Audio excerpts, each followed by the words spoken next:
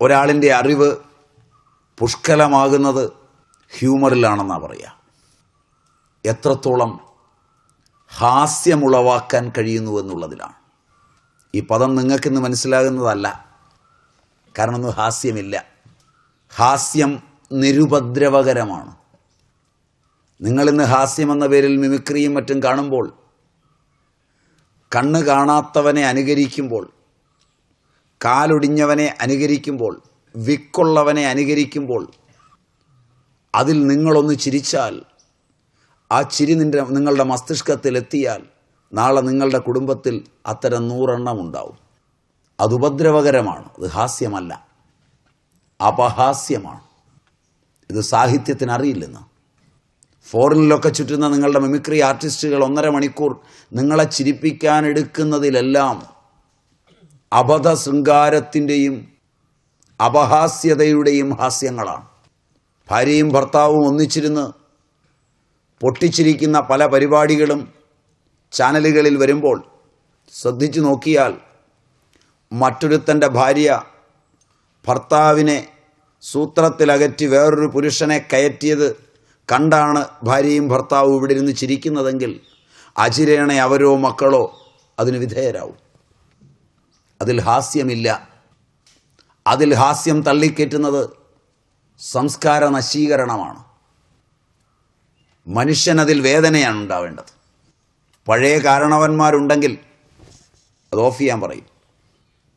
പുതിയ ആളുകളുണ്ടെങ്കിൽ ഇതൊക്കെ ലോകത്ത് നടക്കുന്നതല്ലേ, കാണണ്ടേ, ഇതൊക്കെ അറിയണ്ടേ, പിള്ളേരാണെങ്കിലും ഇതൊക്കെ അറിയണ്ടേ, നിങ്ങളെന്താ പറയണ്ടേ, വാ മക്കളെ ഇരുന്ന് കാണാം. അവിടെ നിങ്ങളുടെ മസ്തിഷ്കത്തിലെ ചേരുവകളെല്ലാം മാറുകയാണ്. ഹാസ്യം നിരുപദ്രവകരമാണ്, ആനന്ദമാണ്. ഒരാളും ഒരിക്കലും വേദനിക്കില്ലാത്തതാണ് ഹാസ്യം. അങ്ങനെ ഒരു തലത്തിലേക്ക് എത്തും അറിവ്. കൊച്ചുകുട്ടികൾ ചിലപ്പോൾ പറയും, എൻ്റെ വായു വല്ലതൊക്കെ വരുന്നുണ്ട് കേട്ടോ. വല്യമ്മ ചൂടായിട്ടാണ് പറയുന്നത് കൊച്ചുമോനോട്, അച്ഛാ മാറുന്നു, തുപ്പൽ വരുന്നുണ്ട്. വല്യമ്മയ്ക്ക് കൂടെ ചിരിക്കാതെ പറ്റില്ല, അത് ഹാസ്യമാണ്. ദേ മനുഷ്യ, എൻ്റെ തല ചുറ്റുന്നു എന്ന് പറഞ്ഞിട്ട് എത്ര നേരമായി നിങ്ങളിങ്ങനെ നോക്കൊണ്ടിരുന്നാൽ ആ ഡോക്ടറെ വിളിച്ചൊരു മരുന്നും ചോദിക്കില്ല. ഞാൻ തല ചുറ്റിയിട്ട് എത്ര നേരമായി. അടുക്കുന്ന കൊച്ചുമോൻ പറഞ്ഞു, എന്നിട്ട് പുറകു കാണാറായോ അമ്മേ? വല്യമ്മേ പുറകു കാണാറായോ? അത് ഹാസ്യമാണ്. ഒരു ഹാസ്യം 1000 വർഷത്തെ ജീവിതത്തിനുള്ള ആയുസ് നൽകും. ഒരു ഹാസ്യം 1000 ജീവിതത്തെ പരിണമിപ്പിക്കും. അറിവ് ഹാസ്യത്തിലേക്കാണ് വികസിക്കേണ്ടത്. ഭരണാധികാരി ഹാസ്യമുള്ളവനാണെങ്കിൽ രാജ്യം നന്നാവും. തർക്കമൊന്നുമില്ല, ഒന്നും ഭരിച്ചില്ലെങ്കിലും ശരി, അപകടം കുറയും.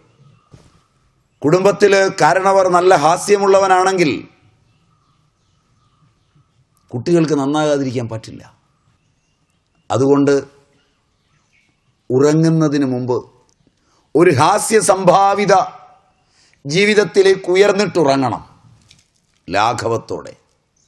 ഈ ഭാരമൊക്കെ താത്തുവച്ച് പഠിക്കുന്ന പുസ്തകങ്ങളൊന്നും ഉറങ്ങുമ്പോൾ അടുക്കലുണ്ടാവരുത്. ഉറങ്ങുന്നതിന് മുമ്പ് അവയൊക്കെ വായിച്ച് കുളവായിട്ട് കിടന്നുറങ്ങരുത്. അവ നെഞ്ചത്ത് വെച്ച് വായിച്ചുറങ്ങരുത്. എല്ലാത്തിനോടും വിട പറഞ്ഞ് സ്വസ്ഥമായിട്ടേ ഉറങ്ങാവൂ. യാജ്ഞവൽക്യ മഹാപ്രഭു ജനകനോട് പറഞ്ഞത് ഈ സുഷുപ്തിയിൽ അച്ഛൻ അച്ഛനല്ലാതാകുന്നുവെന്നാണ്, അമ്മ അമ്മയല്ലാതാകുന്നുവെന്നാണ്, ഭ്രൂണഹത്യക്കാരൻ ഭ്രൂണഹത്യക്കാരനല്ലാതാകുന്നു ജനക, ശ്രമണൻ ശ്രമണനല്ലാതാകുന്നു, സന്യാസി സന്യാസി അല്ലാതാകുന്നു, ഗൃഹസ്ഥൻ ഗൃഹസ്ഥനല്ലാതാകുന്നു. ഇത് അഭയമാണ് ജനക, ഇതറിവാകുന്നു ജനക. ലോകത്തിലെ ഏറ്റവും വലിയ അറിവിൻ്റെ ആകരം ഗാഢവും സ്വച്ഛന്തവുമായ സുഷുപ്തിയാണ്. അന്തരംഗ സാധനയിൽ ഏറ്റവും പ്രാധാന്യവും അതിനാണ്. നിങ്ങളുടെ കുട്ടികൾ നന്നായി ഉറങ്ങിയോ അവർ നന്നായി പഠിക്കും. അച്ഛനും അമ്മയൊക്കെ പഠിപ്പിക്കാനല്ല നോക്കേണ്ടത്, നന്നായി ഉറക്കാൻ.